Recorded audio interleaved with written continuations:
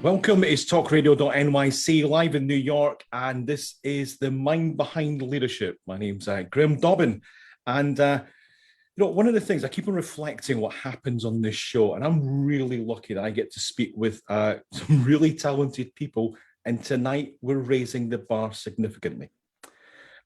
Look, the last year has definitely changed perspectives and approaches in business practices and ways to do business that we probably previously dismissed or said wouldn't work are now embraced. And that's mainly through a need to change. Sometimes we need outside influences to help disrupt us, what we do, and help us look at things through a different lens. Tonight's guest, though, has a gift at doing that instinctively. Well, look, I'm assuming it's a gift because of his background. Maybe it's taken a lot of hard work. We'll find out. I'm absolutely delighted to say that tonight's guest is the Silicon Valley entrepreneur, advisor, and investor. And almost forgot, the co-founder and first CEO of Netflix, Marc Randolph. Now, Marc is, although he's best known as a co-founder of and first CEO of Netflix, his career as an entrepreneur spans more than 4 decades. I don't believe that because we can't be that far off the same age. And it's definitely not 4 decades. He's founded or co-founded half a dozen other successful startups, including most recently Looker Data Sciences, which was sold to Google for, in 2019, wait for this, $2.6 billion. He's currently mentoring a handful of other early stage companies, has advised hundreds of other entrepreneurs, and is an active seed investor in startups all over the world. He's also the author of the international best-selling memoir, That Will Never Work, The Birth of Netflix and the Amazing Life of an Idea. And if that's not enough, I don't know where he packs all this in, he's also the host of a new podcast called That Will Never Work, where he dispenses advice, encouragement, and probably more importantly, my guess, is tough love to struggling entrepreneurs. And when he finds a little bit of spare time, he goes surfing, he goes mountain biking, or backcountry skiing. Marc is a frequent speaker at industry events. He works extensively with young entrepreneur programs. We'll dig into that a little bit later. And sits on the boards of environmental advocacy group 1% for the Planet and the National Outdoor Leadership School. Marc, I need to take a breath after all that. Good to see Graham, you. that was really quite a mouthful. I'm impressed. I don't want to leave anything out. Marc, how did someone with a BA in geology end up here? Where did this start? Yes, it is a little bit of an unusual background for an entrepreneur to have a BA in geology. But, in some ways, Graham, it's not out of character because the reason I chose to major in geology was the same reason that I've done so many things in my life, because I was curious. I did it because I was interested. I did it with zero thinking that, this could be a good career move for me. I mean, believe me, the last thing I wanted to be was a petroleum geologist. But I've always been an outdoors guy. I've been a climber. I've been a mountaineer. I do a lot of backcountry things. And it didn't take me long to figure out that the geology majors sure spent a lot of time on field trips. And so basically, I was sign me up for that. But as soon as I was done with school, that was pretty much the last I focused on geology. So what did you focus on then? What was the first move into business? Well, I joke actually that I majored at school, not in geology, but in extracurricular activities. And before you jump to a conclusion, I don't mean partying. Be careful. Yeah, it's a family show. Yeah, absolutely. I don't mean drinking and partying, but really what I spent most of my focus on in school and before was starting things, trying to solve problems, basically seeing the world as an imperfect place and saying, can I do this differently? So I started magazines, I started clubs, I did things like that. Which sound like they're just trivial little exercises. But what those things really are the early stages of the exact same skills that I would use many years later when I was actually doing it for a profit. And so much of my life as an entrepreneur comes from, I'm going to use the, I guess it comes from a compulsion. It's not like at some point in my life I said, I want to do this, I want to be rich, or I want to be famous, because certainly back then, and yes, Graham, I have been doing this for a bit more than 4 decades. Uh, there was no such thing, as well. There were entrepreneurs, but it certainly wasn't glorified. There weren't movies about it. There weren't TV shows. There weren't college majors. You just wanted to solve a problem. Um, and that has been the thread that's gone through everything. But which is why, whenever I meet someone who says, God, I'd love to be an entrepreneur, I say, well, just start. No matter where you are in life, it doesn't need to be a large for-profit international enterprise. Make something, sell something, try something, do something. Because the skills you'll pick up from doing something, even at a small scale, are the ones that you'll draw on later on as you begin to get further and further along that path. Well, I'm interested. What's your definition of an entrepreneur? Because you're quite right. It's almost like this new kind of phraseology and word that keeps on getting bandied out, and it seems to in the media, etc., seems to be given this cloak on it. I'm just curious what your definition of an entrepreneur is. I've never really tried to articulate it in words, but I'll give it a shot, Mm. which is an entrepreneur is someone who tries to do something that hasn't been done before. And I hesitate to add the phrase in a business context, because I'm not sure that someone who says, I'm going to try and be the first person to climb Mount Everest on roller skates is necessarily an entrepreneur. But there's elements to that, because really what an entrepreneur does is where other people, well, listen, I'll give you a classic example. And this is from Please. back when I was a kid. I was 6 years old, I think, and I got my first job. And I was a door-to-door salesman selling seeds, for flowers and vegetables. Yep. And I am sure that this broke hundreds of child labor laws because because basically the incentive here was if you sell 18,000 packs of seeds, you earn a whistle. Or in my case, I was trying to earn a stopwatch. But what it involved was door-to-door sales. And you have to go to the door and you'd knock on the door. And half the time you'd see the little eye hole thing open and then shut again. Or if they opened the door and so was a kid, that was the end of that. Or you'd get a few words out and they go, oh, isn't that nice? And send you on your way. And I'm sure that 80% of the kids, 90% of the kids who did that gave it one day.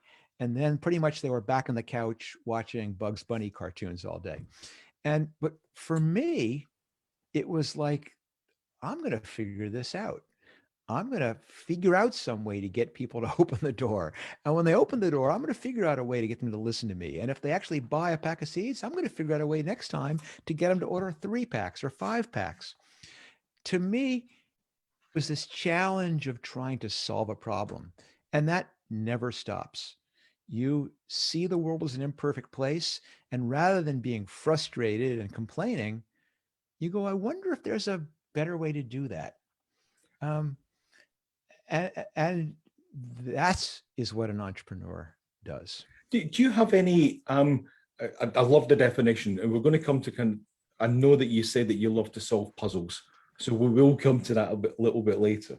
Is there anybody that you looked up to as an entrepreneurial role model, even if it wasn't maybe using those words? Is there someone that you thought, wow, I would like to emulate that, or I love how they've approached it?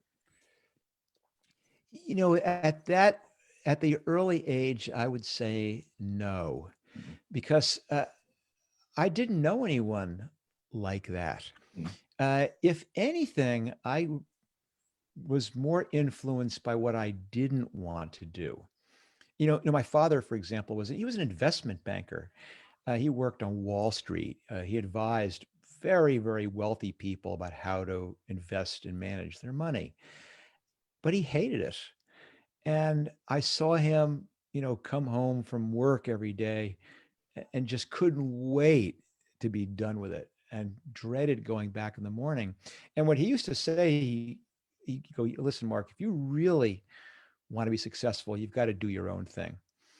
And I think that rubbed off on me. Maybe not as an incentive to do it, but certainly as a message that it was permissible, that this was not something that was scary and dangerous, but in fact was something to be aspired to. And it wasn't perhaps until I really got my maybe second job out of college, where I had a job basically following a CEO of a company around all day, watching what they did, that I had the chance to actually observe what a business person did. And in this case, what an entrepreneur did, how they made decisions, how they thought about these problems. And that was a pretty profound experience.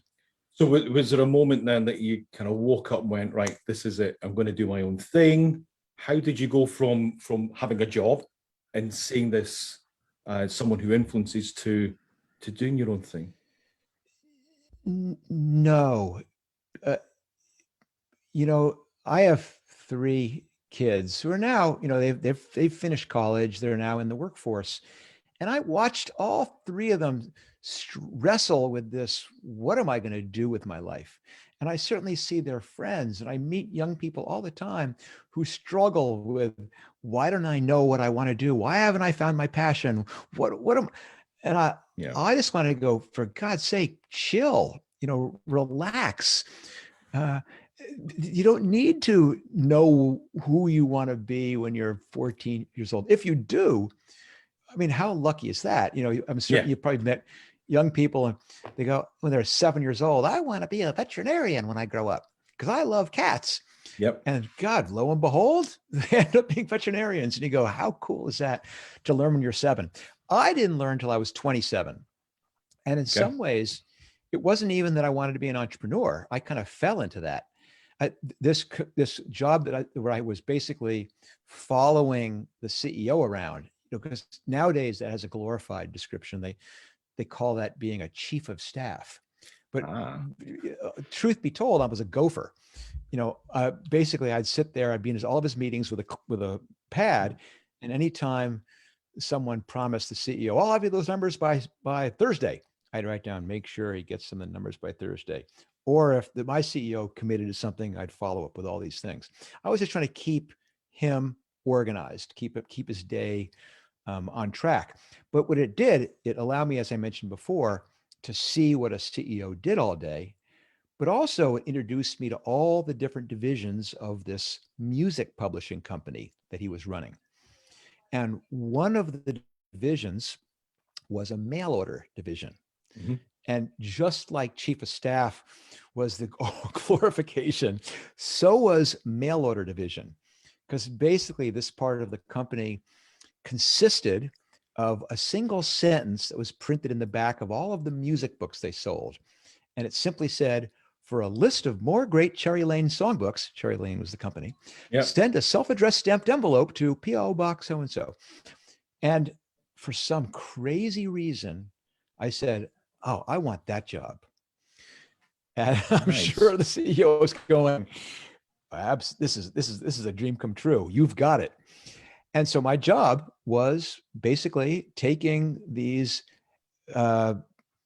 requests. I'd go and make a Xerox copy of the list of more great Cherry Lane songbooks, and I'd slip it in the self-addressed stamped envelope, and I'd mail it out. And when an order came in, I'd go to the warehouse and I'd pick and pack and ship the order. And I loved that. And I began experimenting. And I began saying, what happens if I do 2 pages of, what if I throw in this? What if I do it in color? What if I make it multi-page? How about a catalog? What if I just mail? How do I keep track of the list? Well, I need better software to track these orders. And essentially 2 things were happening. One is I was teaching myself direct response marketing. Yep. And the second thing that was happening was I was running my own business. I was recognizing the incredible excitement that came from coming to work every day and saying, oh my gosh, what am I going to try now? And especially with direct response, where you're constantly testing things and seeing how they did. We're just about to go to a break. What we're going to do when we come back is see how you test things now, and also how you identify kind of what the puzzles are in business that you want to get involved in now? Because my guess is you're in the envious position that you can choose what you enjoy doing and what you like to get involved with. We're talking to Marc Randolph, live here on the Mind Behind Leadership on talkradio.nyc. We'll be back right after these. You're listening to Talk Radio NYC at www.talkradio.nyc. Now broadcasting 24 hours a day.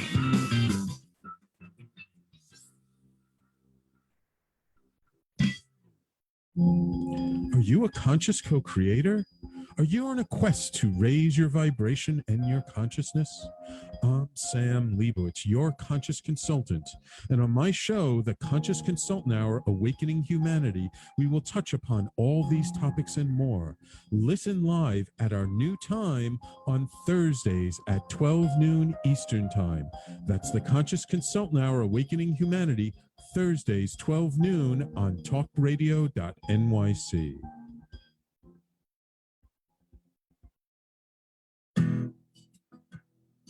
Are you interested in having a better relationship with yourself, others, and God? Greetings. I'm your host, Dr. George Andow, for the show A Journey Through into Awareness. On my show, we journey into the awareness that the mind of God is the true seat of our personal consciousness. We join together each Monday at 7 p.m., so tune in on Talk Radio NYC.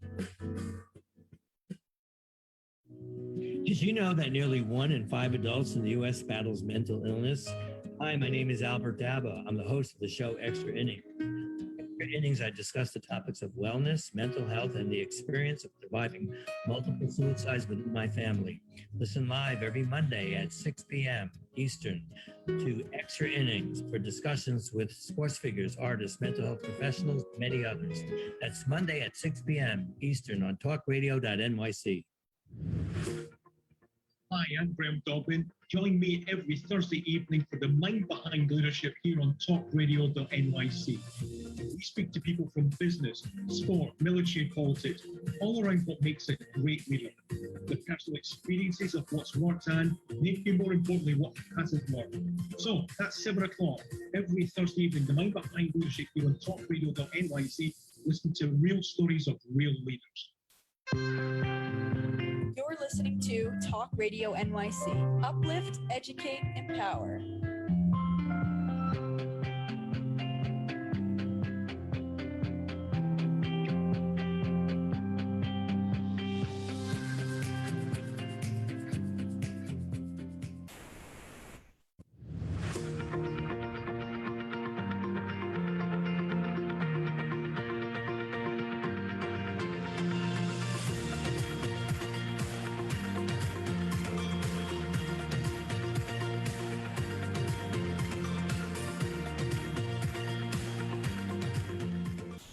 Welcome back. You're listening to the Mind Behind Leadership. We're speaking with Marc Randolph, the first CEO and co-founder of Netflix. Marc, just while we're on the break there, I was thinking about what kind of puzzles you might like to do in business, but I'm also thinking about the name of the book and the podcast, That Will Never Work. Is that one of the things that triggers when people suggest that an idea won't work? What's behind that? Well, certainly what's behind it is the fact that you hear it all the time whenever you're doing something that has not been done before. Mm-hmm. And the reason I called the book That Will Never Work and the podcast That Will Never Work is, of course, that is what I heard 1,000 times when I was pitching the idea for what became Netflix, with investors, employees, partners, even my wife told me that would never work. But in some ways, you're right. It is this inspiration to say, well, all right, well, I'm going to have to prove that it will work. But it's not really that. It's more the realization that you're right. It won't work. Almost every idea that's pitched won't work. And I'll go out on a limb. There's no such thing as a good idea. They're all bad ideas. But that's the critical distinction here, is that if you say, it has to be a good idea, and you spend all your time trying to figure out the perfect idea, you'll never do anything. What you have to do is take the idea, say, I know it's flawed, but my job is to figure out why it's a bad idea. I've got to quickly and easily and cheaply get my idea out in the real world and find out why it doesn't work, because that is the path that leads you eventually to something that does work. So now when I hear that'll never work, I just roll my eyes. And, all the people who told me that would never work for Netflix, well, they were right. The idea that we originally started with, it didn't work. But we can talk more about that in a moment. Yeah, interestingly, I was actually going to come to that, because just having a look at how it evolves, you seem to be a person that just allows things to evolve. You're a starter, which is obvious, but we spoke about change and about how we manage what's going on in a different environment. You seem to adapt really well to that and evolve with what you see. Is that fair? Absolutely. In fact, it's more than just adapt and evolve to it. That is the fun thing about being an entrepreneur. The fact that things are constantly different, they're constantly changing. I did have this brief stint at a large company, a company which had 1,000+ employees. Yeah. And as most large companies would have, they'd be a reorganization. And they'd announced there's going to be a reorg, and 98% of the people would be going, oh no, what's going to happen? And I would secretly be thrilled. Yeah, shake it up. Let's do things differently. Give me a different job. Put me some different department. You're right. It's exactly. I love the fact that it's never the same. You're always trying something new. And it's one of the ironies that when something works, when you finally have found the repeatable and scalable business model, well, now you're supposed to repeat it and scale it. And well, gosh, that's not quite as much fun. So when do you know is the time? Because that must be a really difficult decision. When you're involved with a company, it's moving, it's really shifting, but the fun goes out of it, especially somebody like you who's so creative and starts. How do you make that? That's a big decision, isn't it? Yeah, it's a very painful one. And listen, I can speak more personally about a very specific time I had to make that decision, because I no longer work at Netflix. I left quite a number of years ago, but I've been incredibly fortunate in that I figured something out early in my life. And I think it's one of the most important things that you can ever figure out as a person. And it's, number one, what am I good at? And number two, what do I like doing? And I was incredibly lucky that I figured both of those things out pretty early in my life, and even luckier that both of them are the same thing, which is early stage companies. Mm-hmm. I love the challenges of launching an early company and trying to figure things out. I love coming to work and sitting around the table with really smart people solving really interesting problems. And okay, modesty alert. I'm pretty good at that. I have some natural gifts that make me suited for that environment. And so I was happy as a clam at Netflix. And we became pretty successful. We had an IPO, we had the resources, we began to hire these amazingly talented people. And 6-7 years in, it began to dawn on me that yes, I still loved Netflix. I mean, it was my baby, and I loved it the way you would love a child. But I also realized that the company was now at a size and a scale that I no longer really liked the things I was doing every day. And perhaps more importantly, I wasn't that good at it. And so it comes back to, well, Right. if you're truly going to be successful, success is being able to do the things you like and you're good at. And why can't I do that? And there's no reason, which is why I ended up working, over a period of a year or so, gradually began to transition myself out of the company. And now I'm back working with early stage companies, and that's my place. What it also sounds like is, and we'll come to a break in a few minutes. We'll go into a little bit more about the Netflix after the break. But what I am curious about is what I've read is you've got a fairly unique take on the people that you've got around you, the teams that you build around you to create that company. Tell me more about it. I mean, what the kind of things that I'm seeing is that there were maybe no fixed hours. There was not necessarily, a fixed vacation time. People were a bit more relaxed. What is that? One, is that correct? And secondly, what do you think that does for a startup? Well, you're completely correct. I mean, I don't know how familiar you are with the Netflix vacation policy, for example. Well, there isn't one. And maybe you're familiar, of course, with the Netflix expense policy. Well, there isn't one.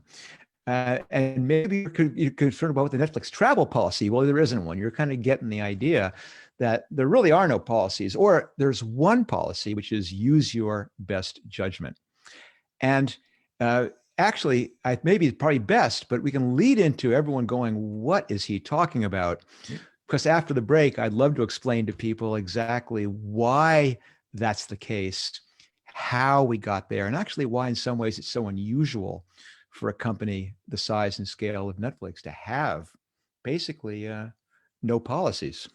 It's strange. I started off by the show by talking about the enforced change, the environmental change that we've got around us, which has made businesses look at things in a different way, things that were dismissed, where we didn't give trust to people working from home, or et cetera, et cetera. There were just so many things, and now it's a given way of doing business. I know so many that are almost, we're probably not going to go back to how it was. And some very big companies. These things, that management style, which Netflix calls freedom and responsibility, is not unusual for a startup. I mean, that's by necessity. You have 100 things to do, and you have the resources for 10 things. And so there is not time for command and control. All you can really do is tell someone, you see that mountain over there? Yeah. I'm going to meet you at the top in 2 weeks. And here's what you need to have done when you get there. And that's the last I'm going to see them for 2 weeks. And they may struggle. They may have overflowed rivers. They may have no trail, heavier load, but damn it, they're going to figure it out. Yeah. And they're going to show up. And so is this person. And so is this person. And that's a tremendously liberating thing for someone to be given that level of freedom to solve the problem as they see fit, with the responsibility of following through on what they've been committed to deliver. What gets companies in trouble is that doesn't last, and that you have a well-meaning CEO who someone's late to the top and goes, ooh, we can't have this. From now on, I need status reports every 2 days. And everyone goes, oh, status reports. Or someone gets to the top on time but overspends. And they go, oh, we can't have this. A pre-approval of all expenses over $500. And it was, ugh. And what you do is build guardrails for people that don't have the judgment to make a decision about what's appropriate to spend, or what is the timing required to do something. And Netflix experiment was, can we do that for people? Can we build a company for people with good judgment? So we're going to explore that after the break. One thing that just jumps to mind, a very senior manager in a very large global company the other week that said to me, we now KPI the high performance out of ourselves, because there's so many. And it was just, and it was like, I don't know how we reverse this. So we're going to look at what the practical application, what it looked like, how that helped Netflix move on. You're listening to The Mind Behind Leadership. We're live on talkradio.nyc. My name's Graham Dobbin, and we're speaking with the author of That'll Not Work, Marc Randolph. We'll be back after these. You're listening to Talk Radio NYC. Uplift, educate, empower.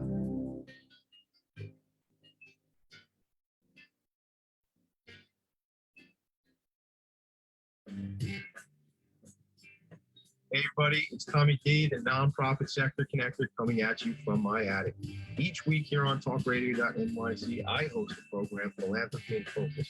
Nonprofits impact us each and every day, and it's my focus to help them amplify their message and tell their story. Listen each week at 10 a.m. Eastern Standard Time until 11 a.m. Eastern Standard Time, right here on talkradio.nyc. Are you a business owner? Do you want to be a business owner? Do you work with business owners? Hi, I'm Stephen Fry, your small and medium-sized business or SMB guy, and I'm the host of the new show, Always Friday.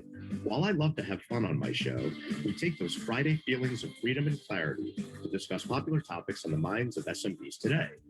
Please join me and my various special guests on Friday at 11 a.m. on talkradio.nyc.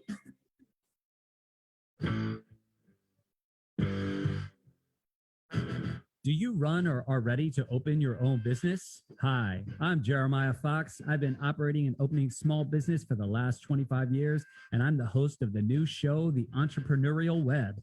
Tune in every Friday at noon Eastern Time for insights and stories on the nuances of running small business right here on Fridays at noon, talkradio.nyc.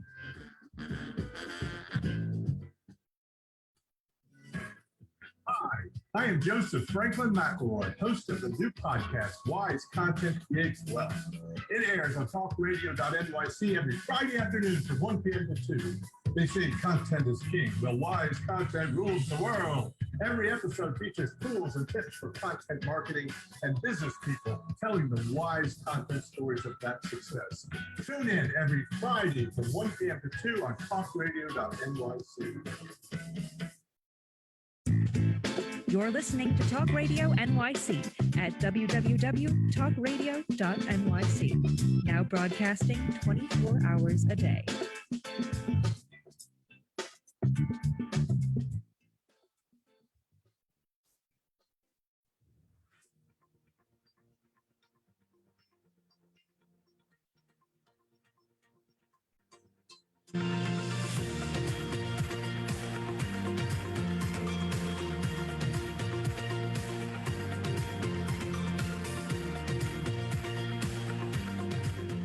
Welcome back. It's Thursday night. It's New York. We're speaking with Marc Randolph, and just let me get a correction in there. It's called That Will Never Work. I said that will not work. The podcast is called That Will Never Work, as well as the book. I'm co-founder and first CEO of Netflix, and you built a culture around you. So what was the reaction to building it in that way? No expense account, kind of the measurements were what's the end result rather than necessarily how we get there.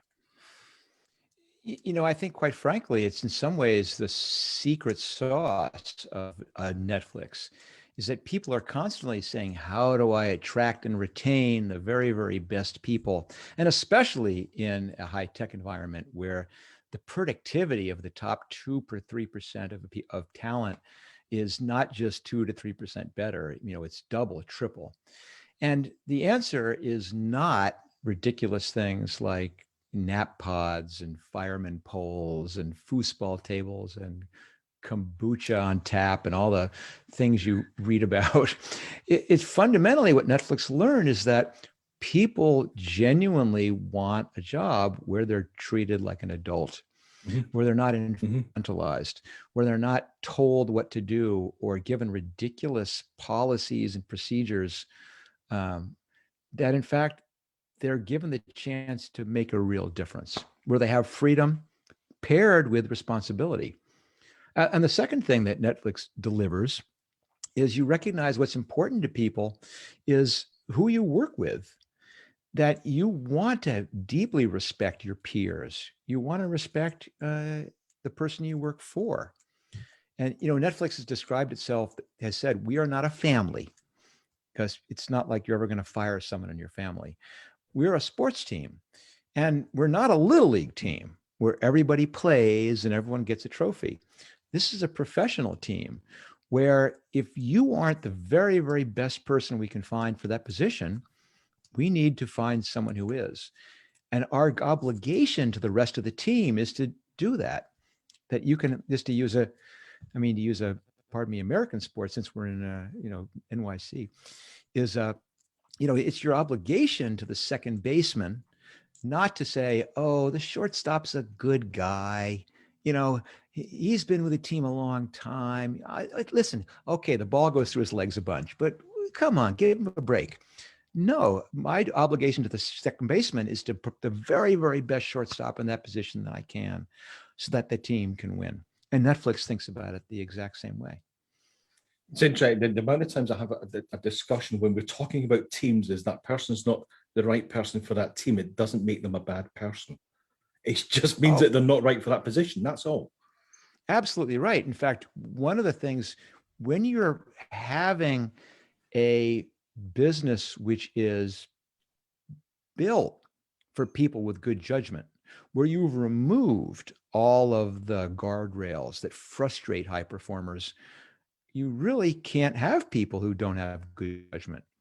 And it's really, I was going to say difficult, but I'm going to say it's impossible to know when you hire someone how they're going to be doing in that new position, which means you're going to make mistakes. And so just as important as building this culture for high performance, you have to be willing to recognize that you may have made a mistake and you have to own up to it. But it doesn't mean you don't make the change you need to make. And similarly, circumstances change.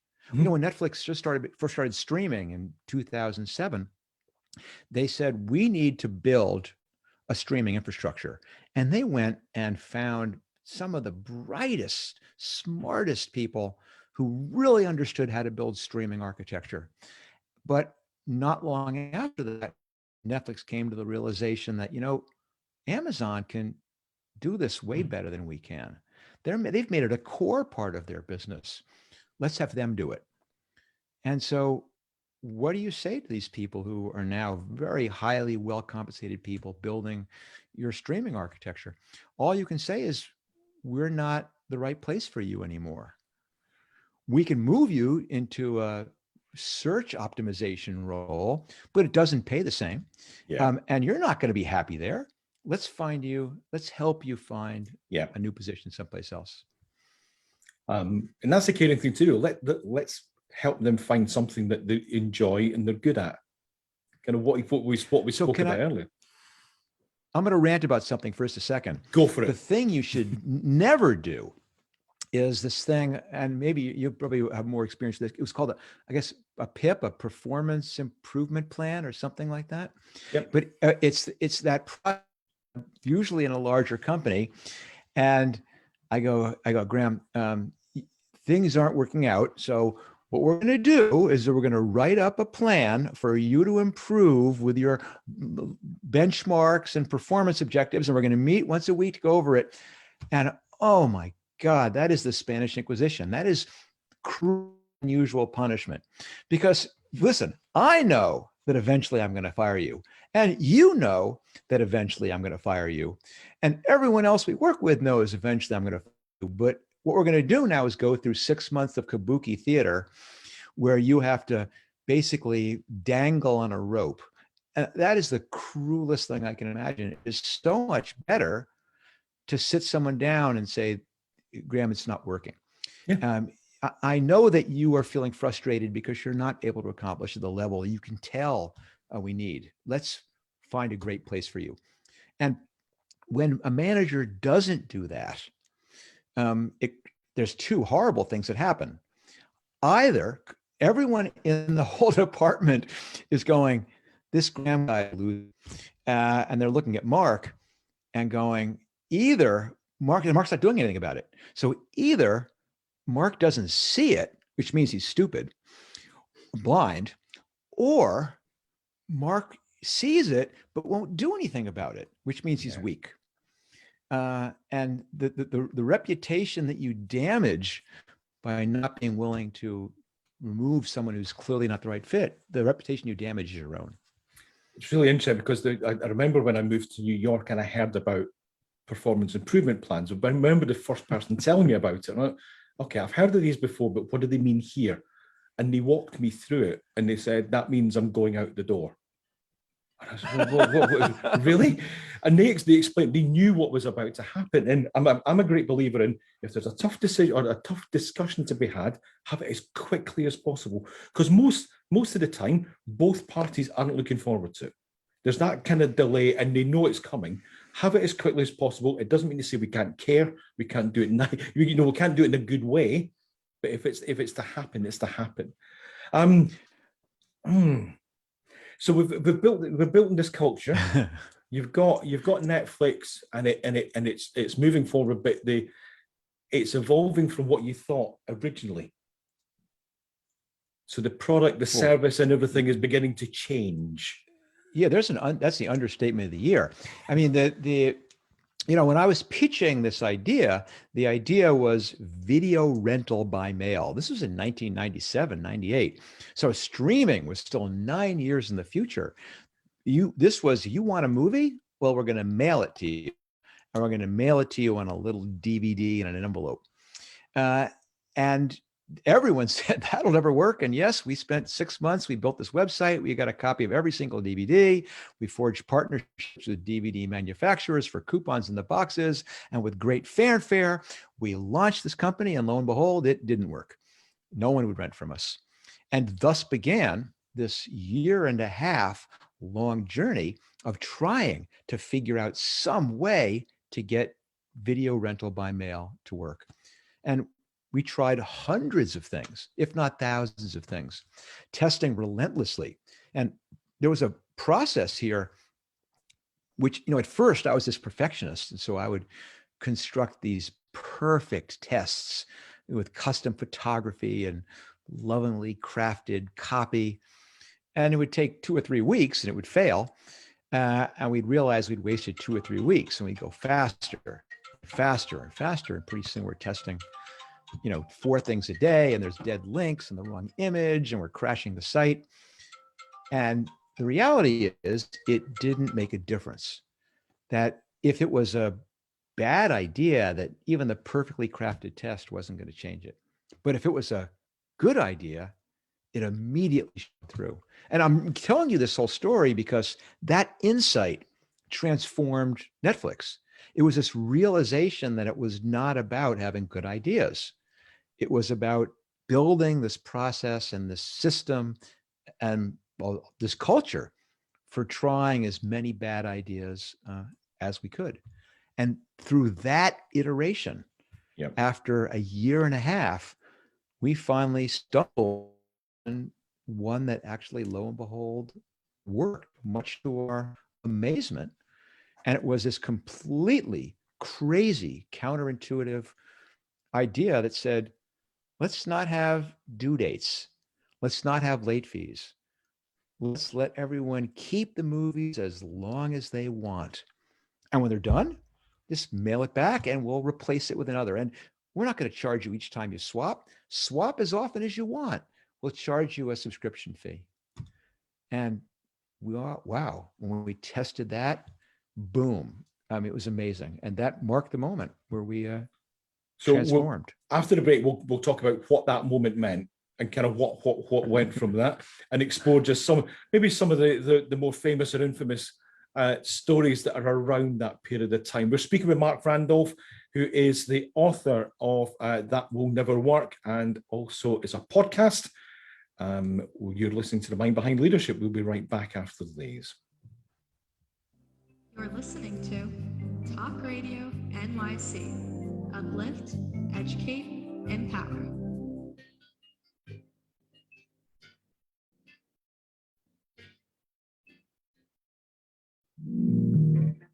Are you a small business trying to navigate the COVID-19 related employment laws? Hello, I'm Eric Sauver, employment law, business law attorney, and host of the new radio show, Employment Law Today. On my show, we'll have guests to discuss the common employment law challenges business owners are facing during these trying times. Tune in on Tuesday evenings from 5 p.m. to 6 p.m. Eastern Time on talkradio.nyc. Howdy, I am Joseph Franklin McElroy, host of the new podcast, Gateway to the Smokies. It airs on talkradio.nyc every Tuesday night from 6 p.m. to 7. Every episode is dedicated to memorable experiences in the Great Smoky Mountains National Park and surrounding areas. This show features experts and locals who expound upon the richness of culture, history, and adventure that awaits you in the Smokies. Tune in every Tuesday from 6 p.m. to 7 on talkradio.nyc.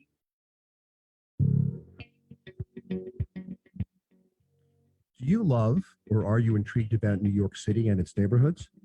I'm Jeff Goodman, host of Rediscovering New York, a weekly show that showcases New York's history and its extraordinary neighborhoods. Every Tuesday live at 7 p.m., we focus on a particular neighborhood and explore its history, its vibe, its feel, and its energy.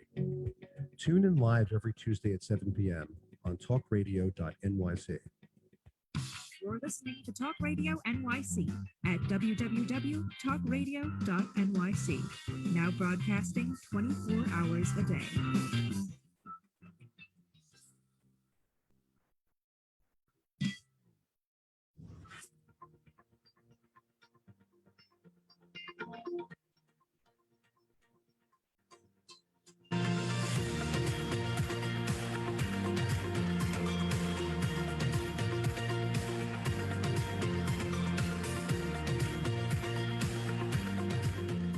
Welcome back to the Mind Behind Leadership, talkradio.nyc. We're speaking with Marc Randolph.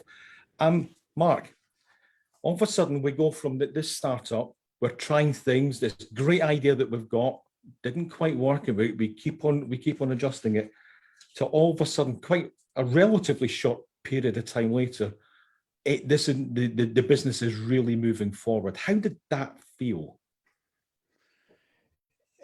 It's certainly incredibly exciting. It changes the whole dynamic of the company because now you're no longer in this feverish search for the repeatable, scalable business model. Now you're trying to hold on. But I promise you really don't have much time to sit back and enjoy the ride, because with growth comes entirely new challenges. Obviously, the fundraising requirements go up dramatically. Yep. How you manage the organization changes dramatically. You're building levels in. You're constantly fighting off distractions of, now that you have the opportunities to do new things, you're having to constantly resist. Do we enter Canada? Do we do this? Do we do games? You're constantly having to say, we've got to make decisions about what not to do. So it's just a different structure. And I think in some ways, it was complicated by the fact that we had chosen, so to speak, a subscription model, because a subscription model has some huge benefits. But one of the negatives of the subscription model is that the dynamic is that you, of course, pay to acquire the customer up front, and you pay all those costs day one. And then the revenue that pays that back comes over 12, 18, 24 months after that, which means that when you have huge success, when you have a huge acceleration of customers coming in, what you have is an even greater acceleration of money flying out the door. Yeah. And that put a huge amount of pressure on the company to fundraise at a level we had not even considered before. And that was especially challenging when all of a sudden you bump into spring of the year 2000, which people like you and I remember. But I'll remind people that was the time when the .com bubble popped quite aggressively, which was a terrible time for a company who's so dependent on cash to keep growing to have happen.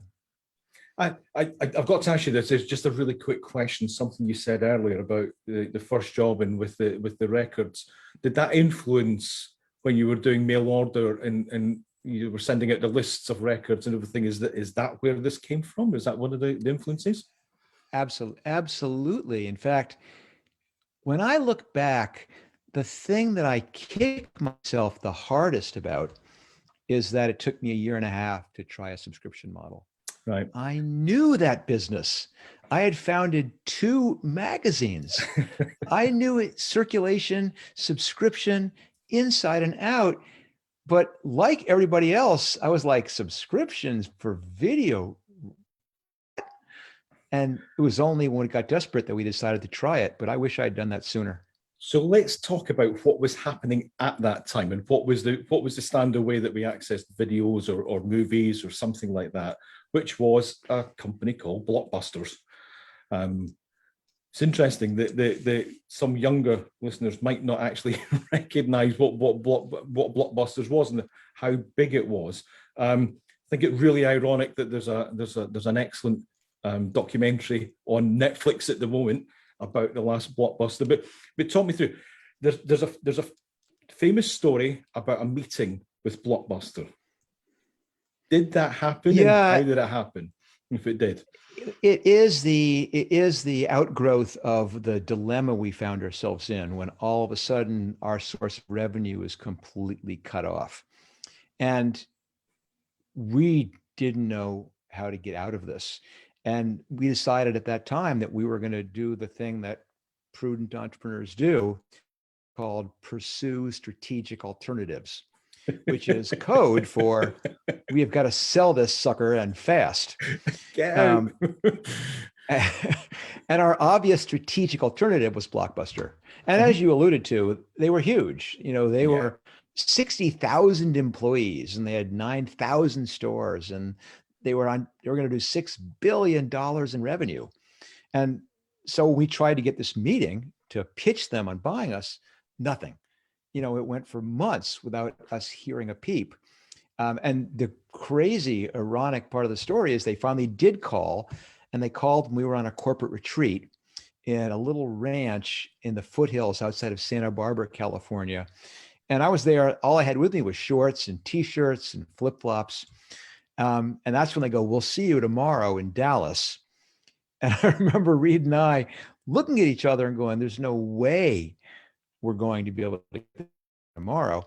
And we ended up doing what you would do when you're basically about to go out of business, which is chartering a corporate jet to fly us to Dallas. Obviously, something I do on a regular basis.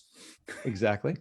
And all of a sudden finding ourselves in this huge conference room, in this 17th story of this huge glass and steel building. And I'm there in shorts and a T-shirt. And Reed is there in a Hawaiian shirt. And I'm jealous because he has buttons. And in come the Blockbuster folks, and we pitch to them, we should combine forces, that we'll run the stores, they'll run the stores, we'll run the online business, we'll do a blended model, and everyone lives happily ever after. And it was going great until they asked the big question, which is how much? What are we going to pay for you? And at the time, we had raised a cumulative total of $50 million. And so we have put this in the plane and decided, well, it would be a nice, elegant number to pay off all the investors in one fell swoop. So Reed leans forward and goes, $50 million? And they laugh at us. I mean, maybe not out loud, but it was pretty on the whole idea absurd that this little .com on the verge of going out of business would ask for $50 million. And I got to say, it was a terrible feeling in the plane flying home because we were so pumped. It was self-evidently the right thing to do for them. But now, not only were they not going to save us, I mean, they were going to compete with us. And I sat there thinking, I know there's no easy way out. We have thought of everything. And this is one of those cases that my dad would often say, sometimes, Mark, the only way out is through. That we would have to solve this problem on our own. And it required taking some pretty hard steps, but eventually we prevailed. We did manage to take down Blockbuster. The company with 9,000 stores, as you mentioned, is down to its last store. Yep. The company that Blockbuster could have bought for $50 million has a market cap of $200 billion. It's an interesting outcome. A story. Mark, we've only got a couple of minutes left. I'm just going to kind of, where can we catch your podcast? That will never work. Where's the best place. I believe you also you've done some on Clubhouse as well. So let us know how we can do that. Briefly, this is not an interview podcast. I mean, people do that so much better than me, yourself included. What I do is just try and do in public the thing that I've been doing for 20 years, which is mentor early stage entrepreneurs. So my podcast is essentially me meeting with real live people who are in the process of trying to turn their ideas into reality. Nice. And some fascinating things come out of it. And it is available, as you might imagine, any place you prefer to get your podcasts. Nice. That will never work. And also the book, That Will Never Work, The Birth of Netflix and the Amazing Life of an Idea. Marc Randolph, what an incredible story. I feel that we could be chatting for another couple of hours at least. But unfortunately, we've come to the end of the show. I'd love to have you back on. I'll check you out in Clubhouse. Marc Randolph, Silicon Valley entrepreneur, investor, mentor, and the first CEO of Netflix. Thank you so much for your time this evening. A pleasure, Graham. Thanks so much. Okay, take care. We'll see everyone again next Thursday, talkradio.nyc. Good night.